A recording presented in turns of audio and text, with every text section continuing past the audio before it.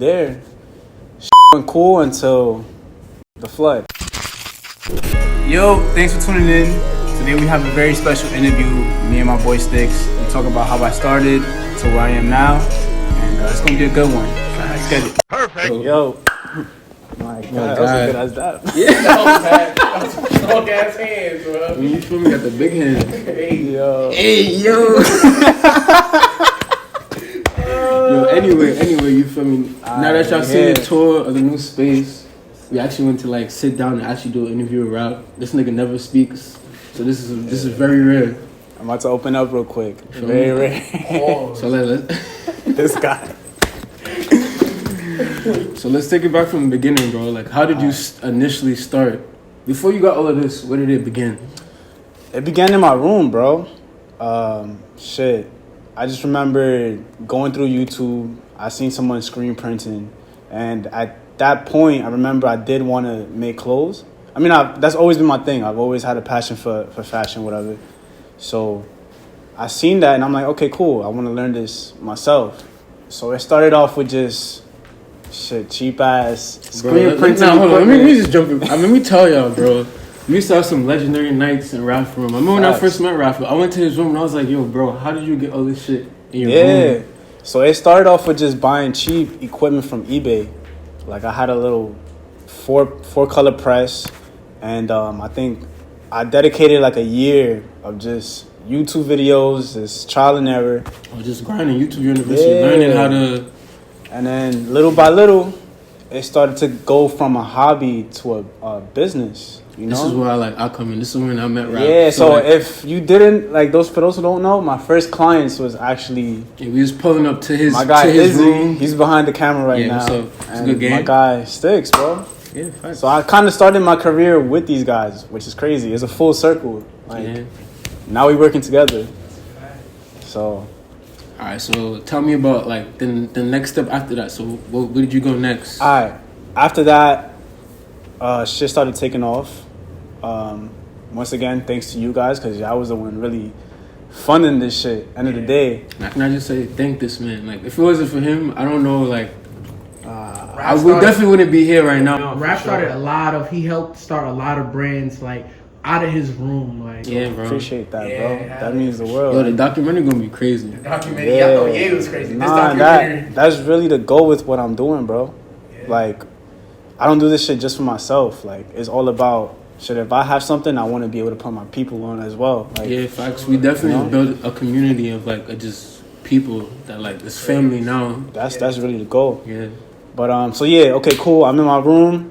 Things start to pick up, and I start planning. I can't keep printing from my room, bro. It's too fucking small. I got all these chemicals in here. I'm sleeping in the same room. Oh yeah, bed is not in healthy. The sky and shit. Yeah, bro. So boom, we moved to a spot in Yonkers, and shit, that's where it really started to pick up. We had more space. It was still a small ass room. If you follow us on IG, I'm sure we still have footage up there. And then from there, shit went cool until the flood. So, I'm glad you let us there. Can you tell us more about the flood? Alright. I guess start from the beginning. What was that day like? Okay. So, this is September 2021. Yeah. It was? Yeah, was it? Yeah. So it was early September, and it was a regular day. I'm in the shop with my boy Izzy, and it's a regular day. Sun's out. It was a beautiful day that day. Yo, one of the best days in New York ever. And we got a lot of stuff done. We really we lived until 9:00. Yeah. So it was a regular day. It didn't look like it was in the rain. Nothing crazy. So cool. We finish up all the orders for the day, and we head out. And I remember I got home. I took a shower, got in bed, and I'm about to go to sleep. And my dad is in the... Damn, I'm getting goosebumps even thinking about this shit. Yeah, facts. That was crazy. My dad is in the living room, and I'm in bed. And he comes into my room. He's like, yo, it's raining really hard. Did you leave anything important on the floor in the studio?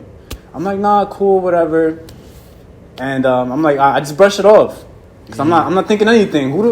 When the fuck does a flood happen in New York? It was a beautiful day, bro. Like, and it wasn't no real like Amber Alerts or anything. Nah, there was no Amber Alerts, nothing like that. Until like 15 minutes before. So I'm like, all right, brush it off. I go back to bed.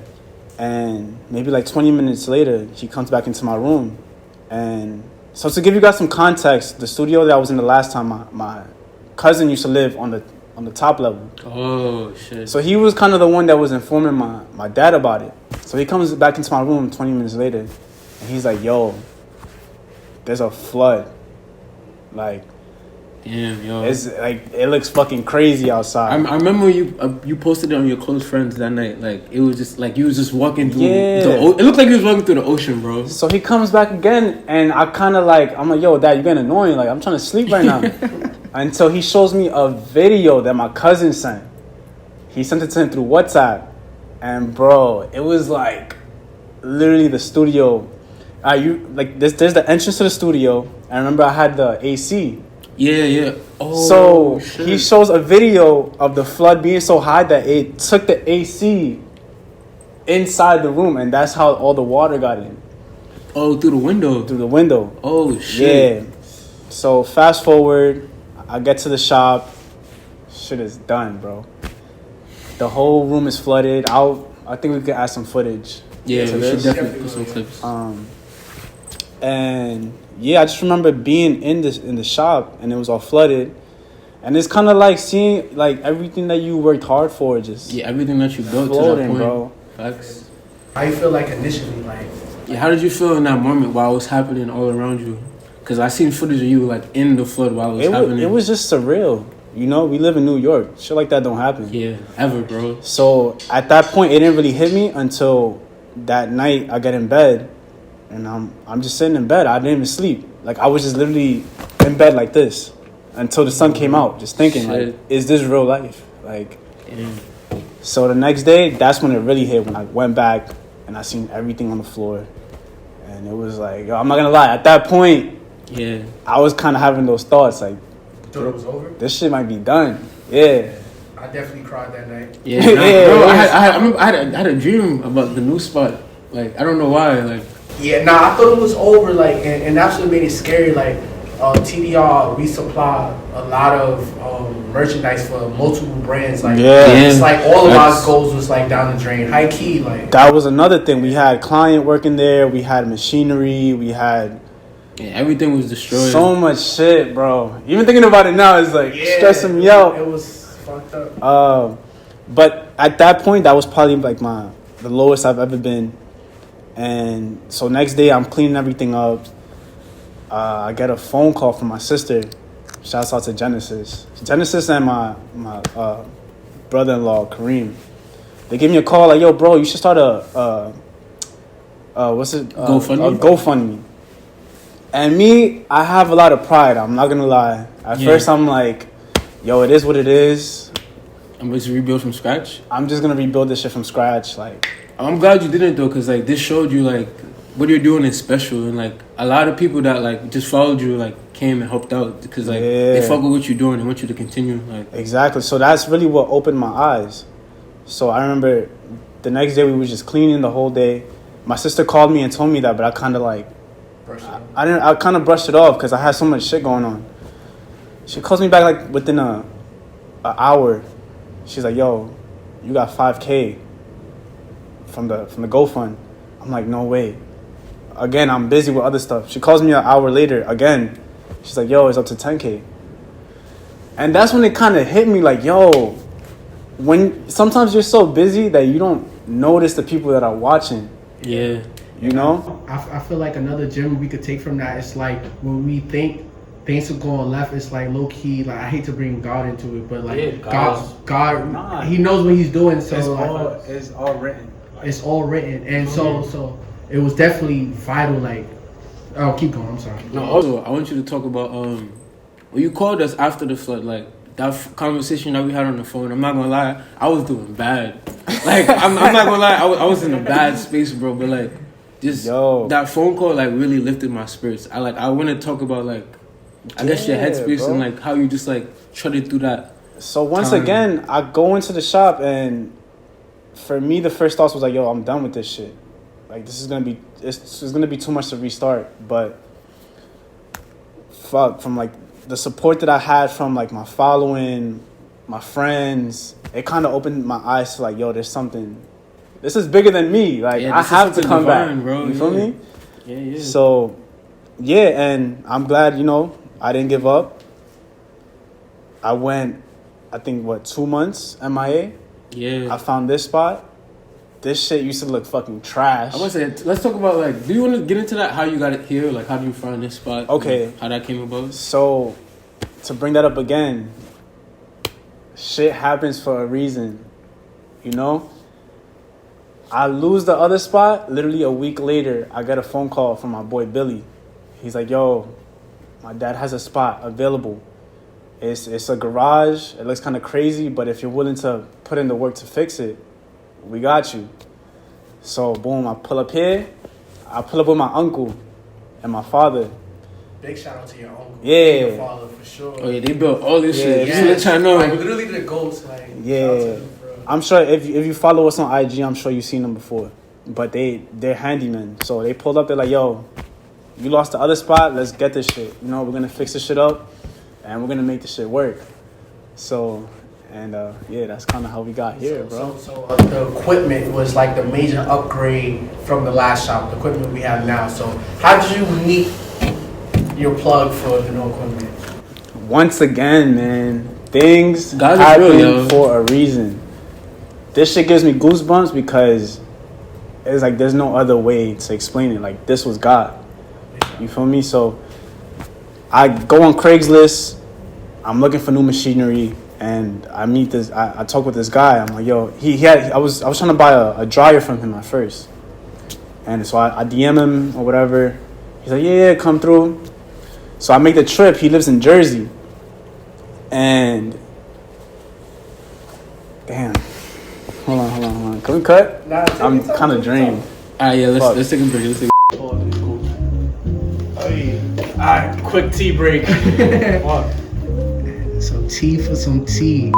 How do you find the equipment for the new space? Alright, so the equipment, that's another crazy story. I remember I hit this guy up on Craigslist. I was just going crazy looking for used equipment, and I find this guy on Craigslist. His name is Ivan. Shouts out to Ivan. This guy's an angel.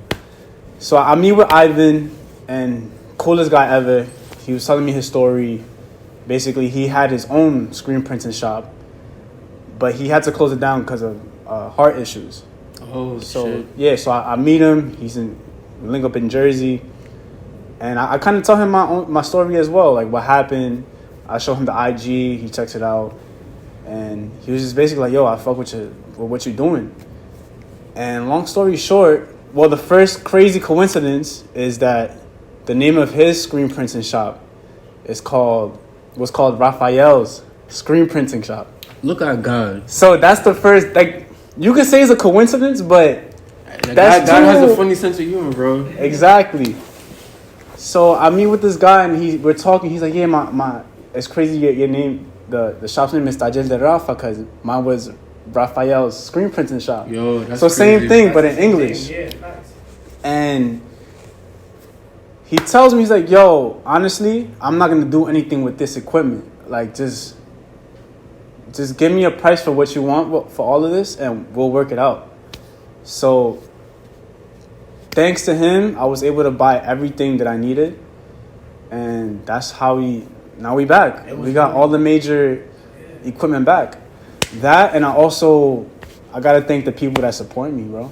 Facts. Like, big shout out to y'all, especially during that time where we really needed that. that. Revived, like, it wasn't just like financially. You revived dreams and aspirations. Like, yeah, no, I'm not gonna lie. That shit, like, I got like reinvigorated. I got like inspired again to like do this, like more dedicated, because I'm like, this is what we're meant to be doing. Exactly. I think that's what we all needed. I think that's what we all took from it.